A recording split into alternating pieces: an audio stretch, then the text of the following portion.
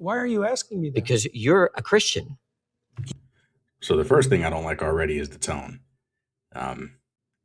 If you really want to understand somebody, oftentimes you want to have some respect. Where this, if it's framed as a debate, you're far less likely to change someone's mind.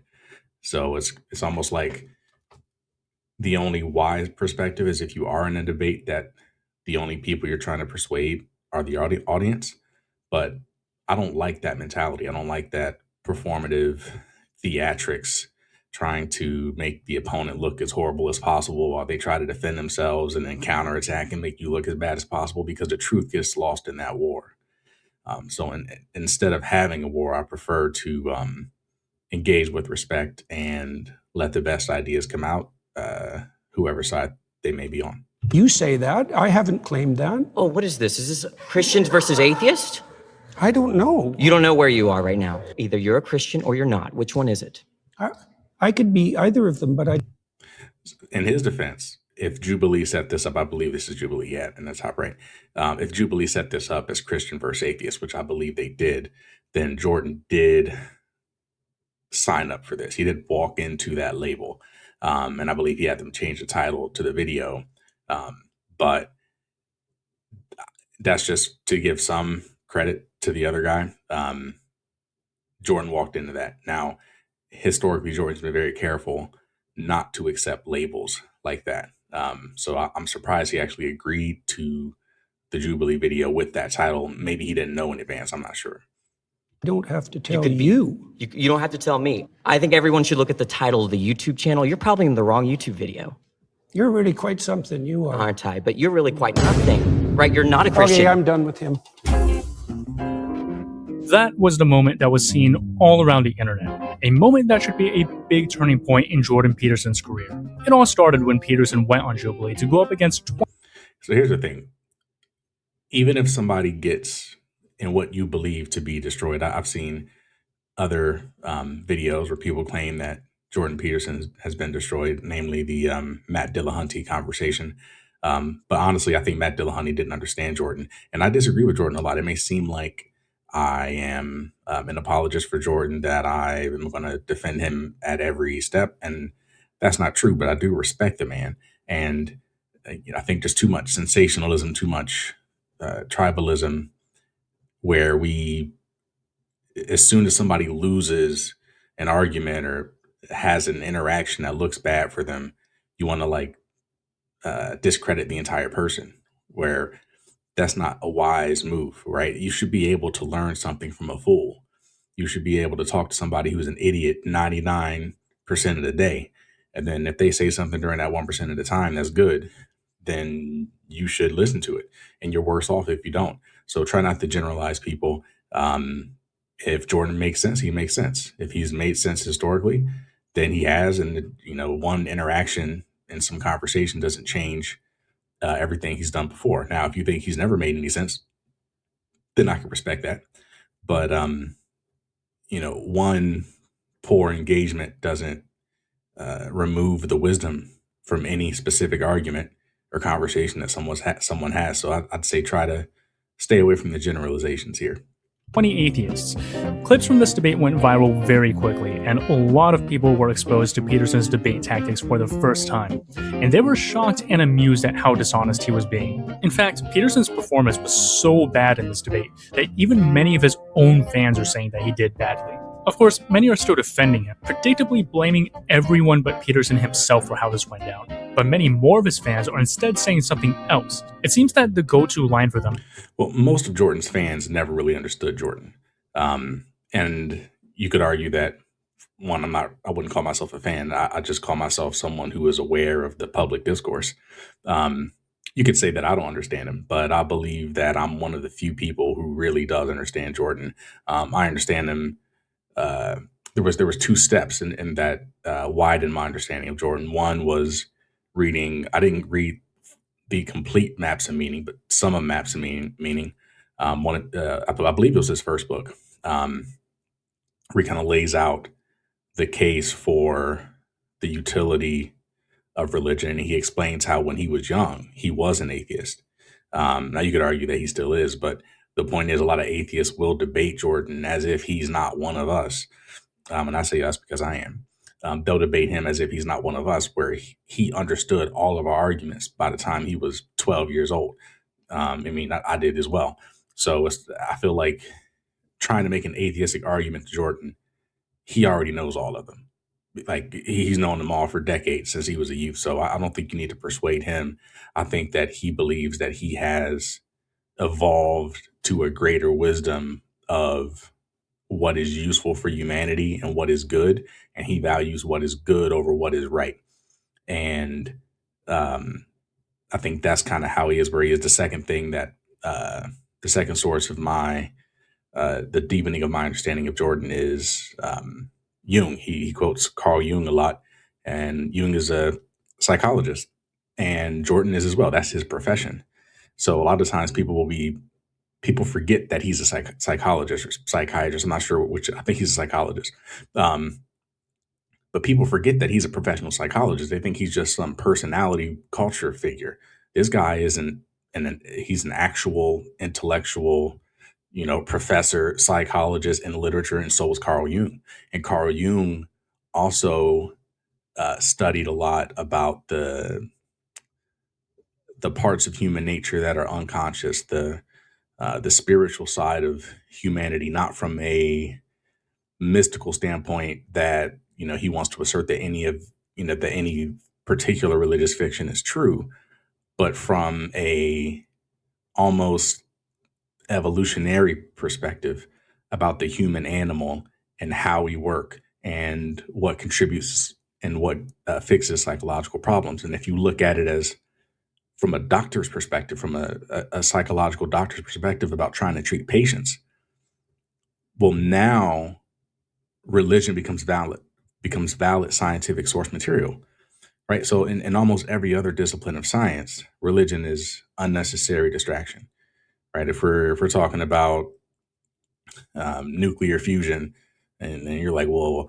I think, Genesis might have something to say about that, right? You just leave the room, right? But if we're talking about human psychology, religion is completely valid scientific source material for how humans behave mentally and how to treat human psychological issues. And Jordan also had psychological issues himself as well, in terms of his upbringing. So he's speaking from experience as someone who has wrestled with his demons, as you would say, metaphorically. But yeah, I understand Jordan quite well. He's not religious like your grandmother, but he may be more pro-religion than your grandmother. That's the difference, and I won't elaborate any further. But most people don't understand. They see that he's pro-Christian and they assume he's a Christian. He's not. He's not a Christian, at least not like most people would describe the term. And I think that's why he doesn't like the labels, because if he says he is, he would be lying if he was using the version of the word Christian that most people use. But he is extremely pro-Christian. So it's a little bit difficult to thread that needle. Is that Peterson changed. Peterson used to be so sharp and wise, but he's lost his edge lately. This isn't how he used to be. Well, that's why I'm making this video, because Peterson has always been this way. Do you believe that Jesus rose again from the dead? Literally. I cannot answer that question. This is how he used to be. And attack. He's right. Jordan has been consistent. It may have been brought more to light here in this Jubilee video, but I don't think Jordan has, like, people think Jordan is like trying to dodge, and he is hard to nail down, but also his perspective is incredibly nuanced, and like you need so much understanding. Like just thinking in terms of myself, my beliefs are often very nuanced, such that if you have a summary, right, because people don't have attention spans, they can't listen and think for long periods of time in detail. So what will happen is they'll just kind of summarize the high level of your view, and that summary is just not going to be accurate. It's just not. And so when some people try to summarize, well, hey, don't you believe just this or just that? Or Jordan doesn't want to sign up for all the baggage that whatever whatever simplification you're trying to make is going to carry with it. And so people, it seems like he's dodging as if he has a simple answer to your question and he doesn't want to tell you. But I believe the truth is he does not have a simple answer to the question. And most people are trying to get him to operate on our base level of, is there magic? Is magic real or is it not? And the answer is no. There is no magic. And even Jordan would know, when I say magic, I mean religion. I mean, all religion is mysticism, is magic, all of that stuff. So he would say, yes, religion is fiction. Is magic is not real in the sense that, matter is real or whatever. But his perspective is far more nuanced in terms of the utility of religion, in terms of the real impact it has on society, because that is real. And that's where we'll say, well, what do you mean by real? What do you mean by true? Right? Is it true that he rose from the dead, or is it true that the fact that there's a fiction that he rose from the dead is going to potentially save real lives, real, true lives, right? And he cares more about the good, the saving of the lives, than he does about the technical truth of the matter. And if you don't, and I can understand not respecting that, but here's what I'll say. Jordan is unique. Very few people who come to understand the bias of religion continue to support it. Most people just understand that it's pure bias and it's almost certainly not true, and they throw it away. And that's what you should do for almost every belief that you find out that you had in the past that you realize is no longer true. You get rid of it. Jordan is one of the few people who have understood that it's not true and then didn't get rid of it. And he did actually, when he was younger, he did get rid of it, but then he rediscovered why it was useful from his perspective. I'm not saying I agree with him, but I'm trying to make his case in a good faith way. Almost everyone who understands that religion is not true argues against it. He's one who understands it's not true and still argues for it. And there's very few voices like that in the world. And so even if I don't agree with him, I do think it's nice to have a good faith argument for that perspective from someone who is intelligent. You don't want, every side to have, like, imagine it's like you're a judge. Do you want one side to have a horrible lawyer and the other side to have a great lawyer? Right? I prefer both sides to have great lawyers. Right? So Jordan is one of the few great lawyers that will try to argue on the religious front. And he does that as best as he can while still trying to remain honest. But his position is so nuanced that he can't let you nail him down. Otherwise, the takeaway is going to be incorrect. They'll say, okay, well, if you say Jesus didn't literally rise from the dead, well, then Jordan must believe he must not be a Christian. Therefore, he thinks that we should not be Christians. But that's precisely the opposite of what Jordan thinks. He thinks we should be Christians, right? So the takeaway is the opposite of his actual belief if he follows you where you're trying to take him. So again, I don't think he's trying to dodge. I just think his position is so nuanced that when we try to bring him down to solve, and honestly, this shouldn't even be a conversation. Like, is it real or is it not? It's not real. It's all religion is magic. This is not even an intellectual conversation. Honestly, this is a dumb conversation. It's not even close. It's not like, is it real or is it not? We're on the edge. No, it's not. It's not real. And if you're offended by that, well, then imagine we're talking about somebody else's religion, and you'll agree that that's not real, right? Imagine we're talking about, someone sees a cow and they think, well, that might be your grandmother just passed away. That could be, that baby cow could be her reincarnated. Don't you think that could be true, right? Like, you see how stupid this is, right? But and you see how stupid it is for every other religion except yours. Right. So, I mean, all you got to do is, you don't got to be smart. You got to be not biased. As soon as you're not biased, religion falls apart. But Jordan understands that, and he goes further. And most people are trying to figure out this dumb question of, is it true or is it not? Where Jordan is far deeper than that. And he's trying to have a more advanced conversation that most people don't even engage with him in. Things that made Peterson look so ridiculous in this debate are the exact same things that made him so beloved by his fans and useful for the religious right. The only thing that's changed is that people have learned Peterson's shtick and are ready to push back. And here's how I'll prove it. We're going to go through 3 exchanges from this debate. I'm going to break down the strategies that Peterson uses in each one. Then I'm going to show you an example of Peterson using these exact same tactics years earlier to great applause. Then we'll zoom out a bit and discuss. If Peterson has always been like this, how did he get this far? How did this man become one of the leading intellectuals of the right wing with a reach that extends into the mainstream? Because the fact that Peterson has gotten this far instead of being laughed at is a microcosm of exactly how our politics and discourse has. Don't disrespect the man. The man is intelligent. I disagree with him on quite a few things. Right? And I think that there's people have a hard time admitting when there's someone who's intelligent that they will be on the other side of, as if everyone who's intelligent has to agree on everything. Now, there's more diversity among bad ideas, right? Because there's infinite wrong answers and only a few right answers.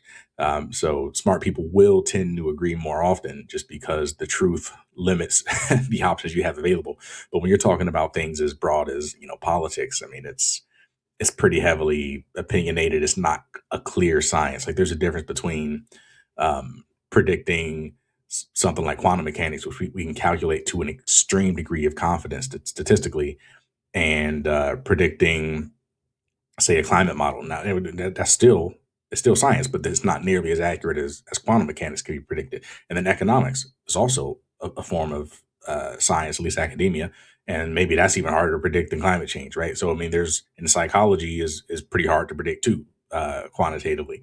So, different disciplines will have different levels of confidence they can have in their statistics. But this guy is a professional. This guy is a Harvard professor. So acting like this guy is some idiot who should be laughed out of the room, you just don't understand who you're dealing with. And again, I'm not necessarily a fan of him. I disagree with him on quite a bit, but I do respect the man. Gotten to this current moment. But what this debate also shows us is how we might get out of it. So let's get to it. The first clip we're looking at is about 30 minutes in, where this dude named Parker comes up to debate Peterson on his claim that morality and purpose cannot be found within science. I totally agree with that. I don't think you can find morality within science. Sam Harris tries to make this case in his book, The Moral Landscape.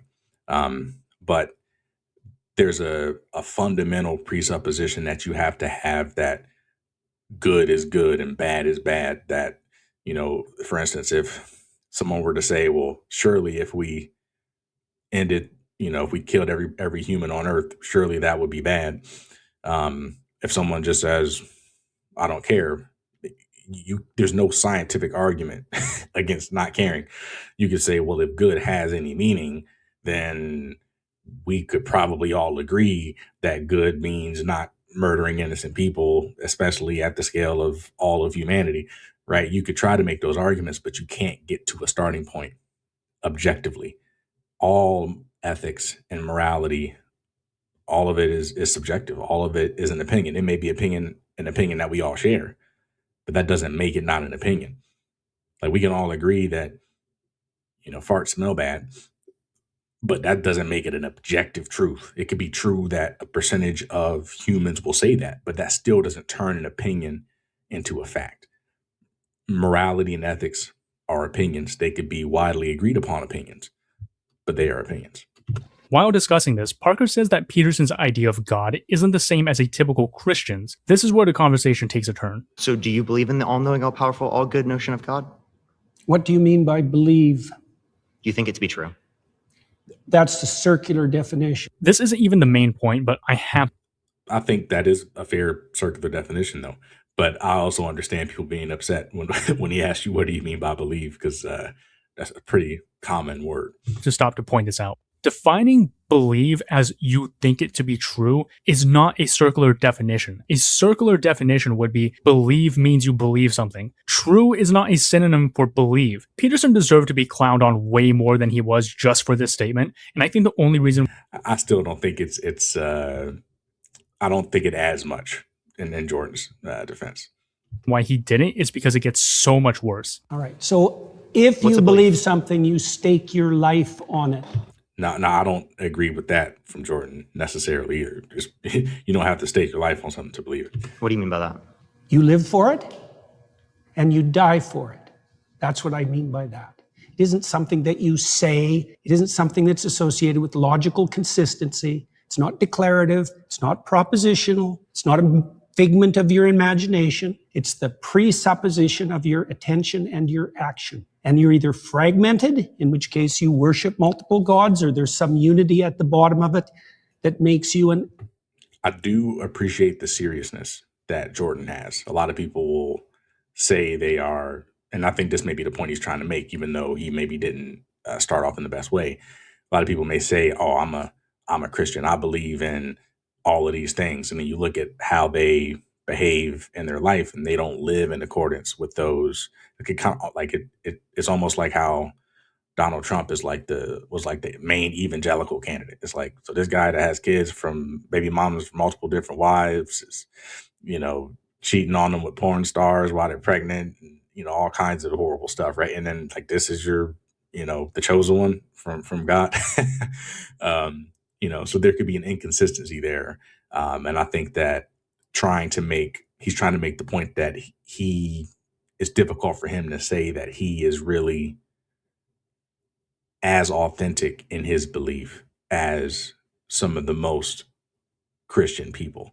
And I think there is some humility in that, but honestly, it also does allow him to avoid answering that question in the way that is the true answer everyone knows, which is no. He doesn't believe that it's true, but again, that's not the conversation that he wants to have. Everyone can have that conversation. Every person who's halfway unbiased and reasonably intelligent can tell you it's not true. Only Jordan can tell you why to try to take it seriously. I'm not going to say only him, but he's one of the few. Carl Jung did the same thing. But he's one of the few people that's going to tell you why you should still take it seriously. And that's his unique value. That's the value he's trying to put out, because that's what he sees a lack of in the world. So he's on a mission to promote Christianity and make society better. And he doesn't want to have to be dragged down into whatever direction you're trying to take him, because that's going to take away from his mission. Now, I'm not necessarily defending it, but I'm just saying that's what's happening. Unstoppable force. This is the first example of something that made Peterson look ridiculous here, but was something that his fans loved him for. I call it pump-up language. It's a rhetorical move where, instead of answering a question to provide clarity, Peterson answers in a way that takes what seems like a mundane question and then suddenly elevates it to the realm of existential life and death stakes. And it's not just Peterson's words, it's his performance of the words, the dramatic pauses, the way he leans forward, scowling while looking straight ahead. Peterson doesn't talk this way to actually answer the question. Peterson is doing fan service. I don't think so. I think he really cares. Like you could think that he's some malicious, extremely high EQ manipulative person trying to manipulate the audience. I don't think so. I think he's more authentic than people give him credit for.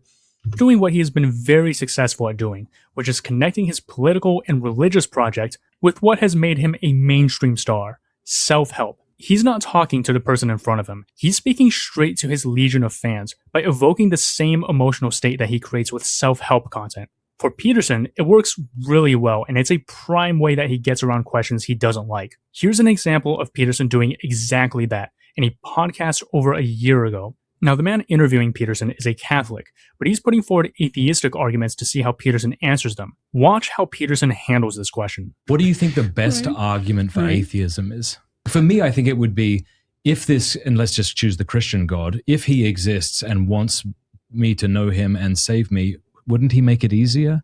Why does he make it so difficult? Why does he seem to hide? And because you have something to do. Okay. You have something important to do. It's no game. The price of life is death. It's not a game, right? There's evil too. You have something to do. It's not easy. In fact, it'll take everything you have. Everything. Right? That's why you're to consecrate everything to God. You're not an infant. This is a prime example of how Peterson uses pump-up language. Instead of answering the question, Peterson launches into his motivational... Well, no, to defend Jordan here, and he doesn't go over this in the clip, one of the things that Jordan talks a lot about, I believe it was a conversation he had with a big VC guy, Peter Thiel, big billionaire, big tech guy, about what Jordan liked the most about Christianity, and it was the sacrifice. It was the sacrifice of Jesus, and from Jordan's perspective, it was the fact that Christianity elevated the sacrifice to its most sacred symbol that makes it the most useful. Because, and again, this comes back to what he said, the price of life is death. If you don't do anything in this world, the default is death. The default of everything is you are dead. If you do nothing, if you don't drink, if you don't breathe, if you don't eat food, if you don't reproduce, death is the default of inaction. And he has a history of arguing that the personal sacrifice and effort and struggle and the hero's journey and all of that, which is in religion, it's symbolized in Christ's sacrifice. All of that is what he really cares about. Like it's, and when someone brought up Karl Marx, and I think he said that religion was the opium of the masses, and Jordan got very upset about that. And how he got upset says a lot about his perspective, and it's relevant here. His criticism of Marx wasn't that it wasn't true. He was mad at the comparison to opium, which is a drug. He was like, this is not some sit back and relax and enjoy life and get high. No, this is sacrifice. This is hard work. Religion is work. It is, things that you have to do. Right. So he wasn't upset that Marx was saying religion was false. He was upset saying that it was pleasure seeking. Right. So this whole concept of sacrifice and of self-help, I mean, really the whole point is that religion is self-help, but it's self-help on a scale that is scalable for far more people than a psychologist appointment is. Right. So like he can only talk to one person at a time with his, training, but church can be happening across the world at the same time, treating, millions, if not billions of people. So it seems like that if you just take this one-off case here, it can seem like he's being performative, but this is consistent with his broader themes of why he celebrates and promotes religion. It's not because you're supposed to just feel good. It's because it helps people actually struggle to live, because life is actually a struggle, and religion ties directly into self-help. And I think that's his point is that religion is doing work that if you get rid of it will not be done. And that work is incredibly important. Now, I don't necessarily agree with that, but it's certainly a reasonable argument. Speaker mode, he pulls out language designed to invoke the hero's journey of the call to adventure and struggle and triumph and the life and death stakes that make a hero. Peterson does this because it works very well for him. It fulfills several functions. It works well across almost all of literature. Like one of my favorite pieces of literature is, I would call it manga. Let's do popular stuff. Naruto, that's a hero's journey. He was pretty much a failure, barely graduated, and ends up, being the hero of his city. And later on, I'm not going to spoil it for everybody, so I'll stop talking there. Stormlight Archive, I read fantasy. Kaladin is one of everybody's favorite characters, and this guy, everything that can possibly go wrong goes wrong. I wouldn't call him Job, but this is similar to the story of Job. This guy is like completely honorable, and life just goes bad for him, and he ends up basically a slave. He ends up battling with depression. He basically almost kills himself, and even though he doesn't, it's not like he's happy. He never recovers. He's just jaded and in a very fragile mental state for most of the story. But he still continues. So the hero's journey is a powerful thing in a lot of fiction, not just religion. And I think it's these kinds of fictional stories, these kinds of human trends that Jordan is looking at. And he's saying, okay, well, is the hero's journey true? Do you believe in the hero's journey? It's like, what do you mean by belief? Like, what do you mean is the hero's journey true? Of course, Kaladin from the Stormlight Archive that I'm talking about is fiction. Of course, Naruto is fiction. But that common underlying story of the hero's journey resonates with humanity. And that's true. It's psychologically true. And again, psychology is a branch of science where our subjective bullshit becomes valid scientific evidence. So try to, again, think as a psychologist, and all of this subjectivity and religious dogma and hoopla actually becomes legitimate material in a way that is not legitimate material in any other type of science. First, it helps Peterson maintain the image of the wise sage that he's crafted by taking very standard and straightforward questions and deliberately shifting them into abstract mythic territory. I don't think he's as negative as this guy is making him out to be. Where he can speak in such an elevated way. Peterson projects the image that his fans love so much, which is of possessing such genius, such wisdom that he instinctively sees things at a higher plane of existence. Second, it prevents... I will argue he does see things at a higher plane of existence than most people.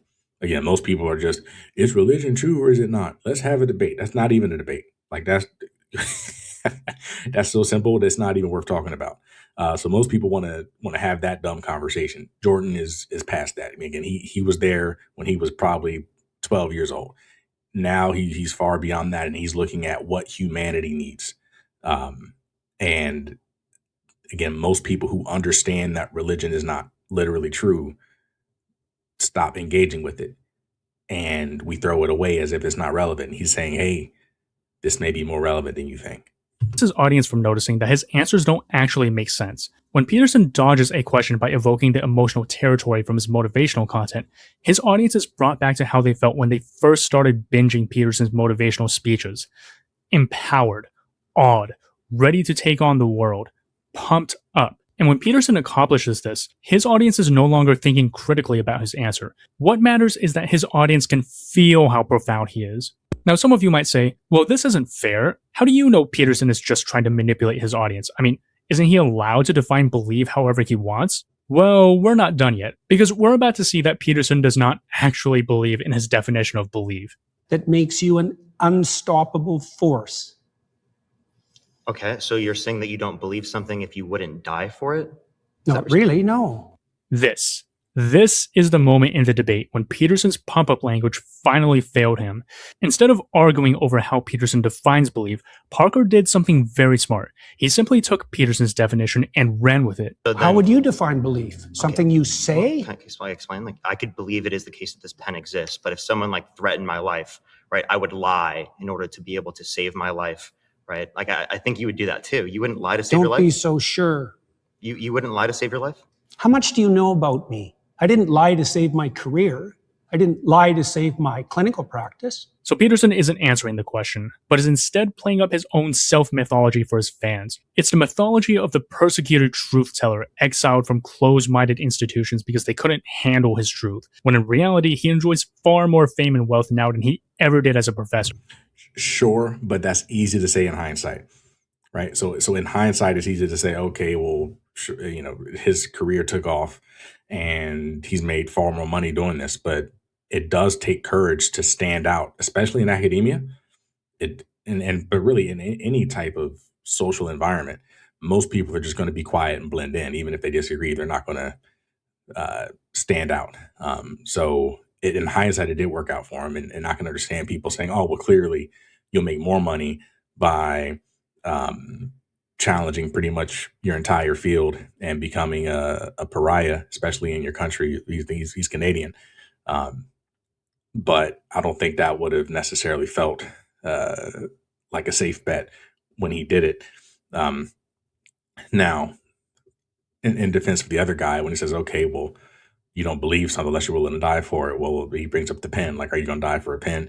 Right. And I think this is it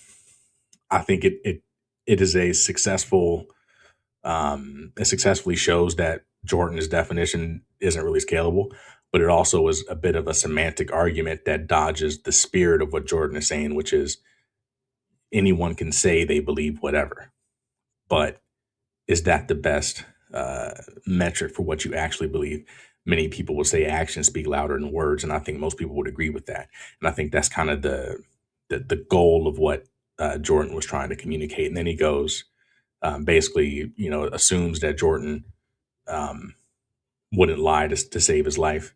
And I can understand that is a bit of an assault on his character if he takes lying seriously.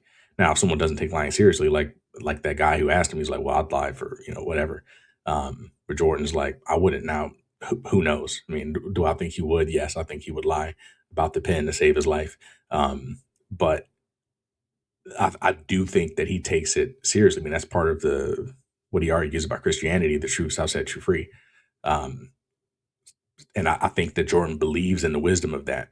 And people think that he's lying and dodging, but I think it's because his truth is so complex, he can't just answer simple yes or no questions, to get to the best. Like, imagine somebody asked you, hey, what's going on with Jeffrey Epstein? Yes or no? It's like, what do you mean yes or no? Like, we got to really have a long conversation if you want to get to it. And I think that's what that's where Jordan's at for most of his conversations. Sure. Again, Parker plays it smart by ignoring this little moment to keep pressing. Would you lie to like save your children, your mom, your dad? I don't think lying would save them. Can there ever be a circumstance logically that lying? So again, Jordan is talking generally when he says, I don't think lying would save them. Like what Jordan is saying is, if you start embracing lies, right? If you get away from that, the truth shall set you free principle, you're going to end up in a bad place. And I think that's because Jordan operates on this extremely symbolic, broad, human, religious level, where he's not talking like this guy asking the question is trying to catch him in technical things.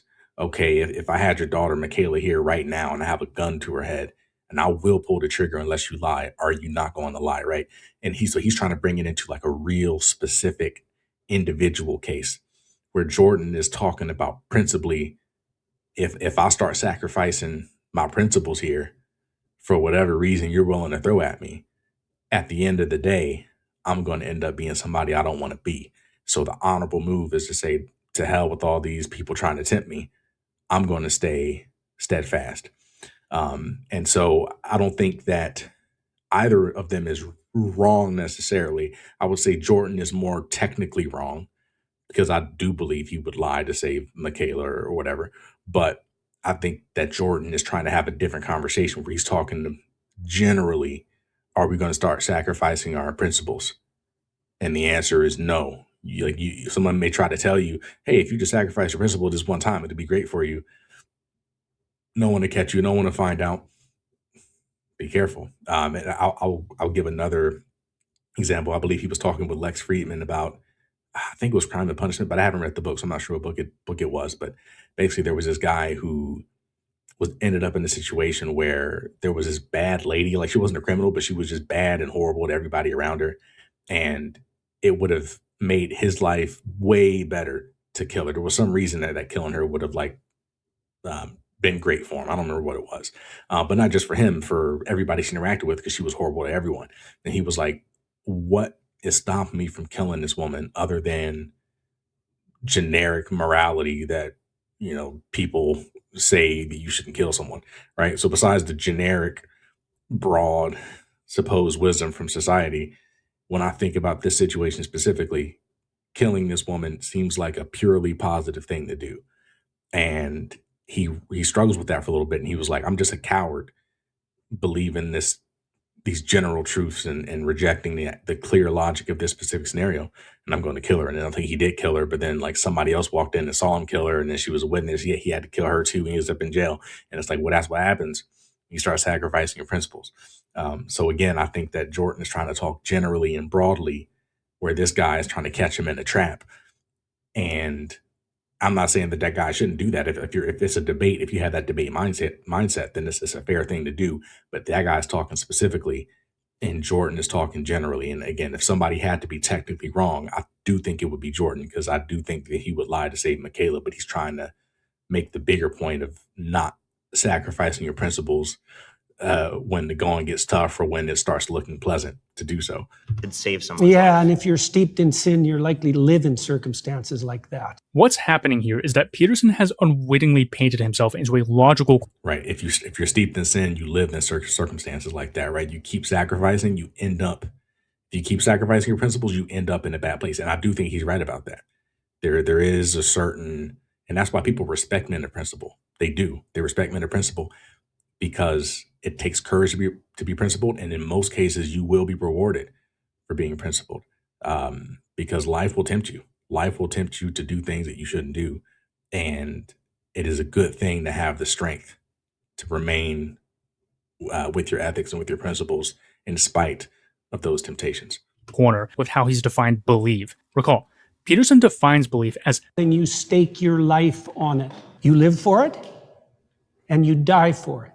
To be fair, this is a perfectly fine definition if you also say that this is only one definition of what it means to believe in something. Certainly a person who lived and died for a cause believed in it. The problem is that Jordan already excluded all the other meanings of believe. It isn't something that you say. It isn't something that's associated with logical consistency. It's not declarative. It's not propositional. Parker is applying basic logical tests to Peterson's definition, and Peterson is realizing that it's leading to conclusions that are ridiculous to everyone watching. But right, it's ridiculous at the specific level, technically. But if you zoom out and you think broadly and societal, and if you think about it in terms of generalizable rules, then it makes sense. So I think Jordan is always operating over there, and it's so very few people are like that. Where almost everything is universal and broad in general to him. So sure, technically, Jordan's probably wrong. I mean, I can't say for sure he wouldn't lie, that he would lie to save Michaela, but I'm pretty sure he would. But he's trying to make the case that don't sacrifice your principles. Do not. You will end up living the sacrifice. It will not be a one-time sacrifice.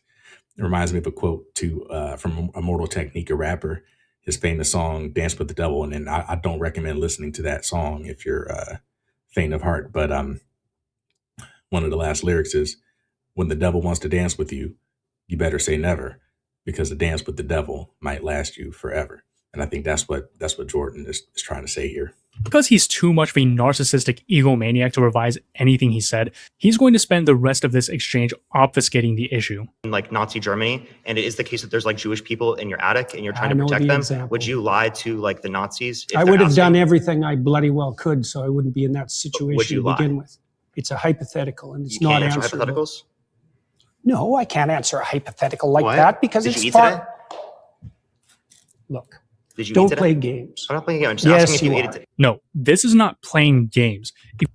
I agree. I mean, I don't think I wouldn't call this playing games. If you define a concept, it's not playing games to apply that definition to hypothetical situations to see if it holds up. It's called a reductio ad absurdum. It's a basic philosophy 101 move, and Peterson doesn't like where this is going, so he's trying to intimidate Parker. It's the same thing that's been happening the whole time. Is he's trying to nail you down. Hey, would you lie? Let me create the best situation where you would look stupid if you didn't lie, and see if you would lie. And Jordan is like, I'm trying to tell you, don't make excuses. Don't start sacrificing your principles.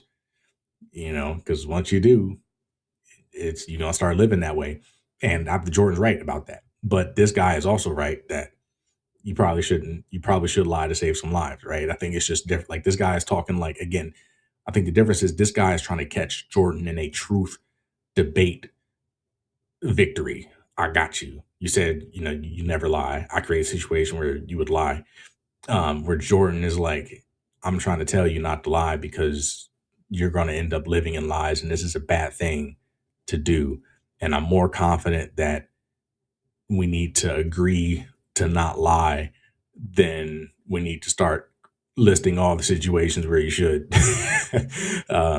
So again, I think Jordan is technically wrong, but he's trying to have a different conversation. It's what it is. By using his stern parental voice. I wouldn't be in that scenario. Obviously, right? Logically, because that's No. already happened. Like that's in the past. You don't have a time travel device. We're bringing this logical hypothetical up to show you that in some circumstances that do happen within the real world, you would lie to save people's lives. So your definition of truth isn't actually how we're typically using it. I can Christianity, with that imagine respect, that I was in a situation where the best I could do as a consequence of my previous mistakes was to tell the least amount of lie I could manage. But that would likely indicate that I had made all sorts of catastrophic errors on my way there. So Right. you would lie Yeah, so that's a little bit of a secession from Jordan. to save someone's life. So again, you do believe it to be true in that circumstance, even though you lied in that scenario. You're doing exactly what I said you were doing at the beginning of the conversation. You're generating an impossible, restricted, hypothetical with no precursors to back me into a How is corner. it possible? Is there something contradictory about it? Nice to meet you. Yeah, nice to meet you too. So We began by describing the tactic that Peterson started with, using pump-up language in order to please his audience and avoid the question, and we've seen that this has worked very well for Peterson in the past. But here's why it failed here. Peterson is used to his pump-up language just being followed by confused silence or applause.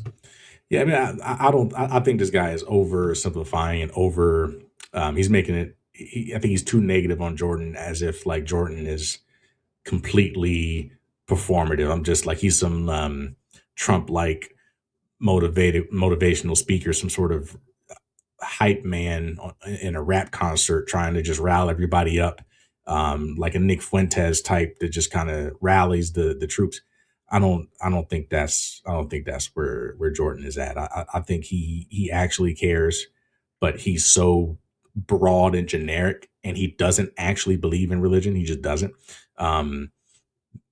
But again, he's trying to have a bigger conversation. I think that's almost every conversation I see with Jordan is he's trying to have a different conversation than the conversation everyone else is trying to have. And that makes it very difficult because, again, everybody else wants to have a dumb conversation. Would you lie to save all of humanity? Would you or would you not? It's like, sure, like you 100% would. Is religion true or is it not? Obviously it's not, right? Like these are dumb, these are stupid conversations to even be having. He's trying to talk about like how we should be living, right? And again, Jordan's concern here is, are we going to be a society where we look for reasons to justify lies, or are we going to be a society where we stand with our principles and we don't sacrifice them? And that's the conversation he's trying to have. Now you could argue that that's not the right conversation for this debate. You could argue that, but he's not trying to have the conversation the other guy's trying to have. So the other guy's right. Like technically he's right. And Jordan admitted that. He said, if I ended up in that situation, I probably made plenty of mistakes before that. And I would try to tell as few lies as possible. And I think that was him admitting that, sure, he may do what he has to do. But that's not the point that he's trying to emphasize. The point he's trying to emphasize is not to sacrifice your principles.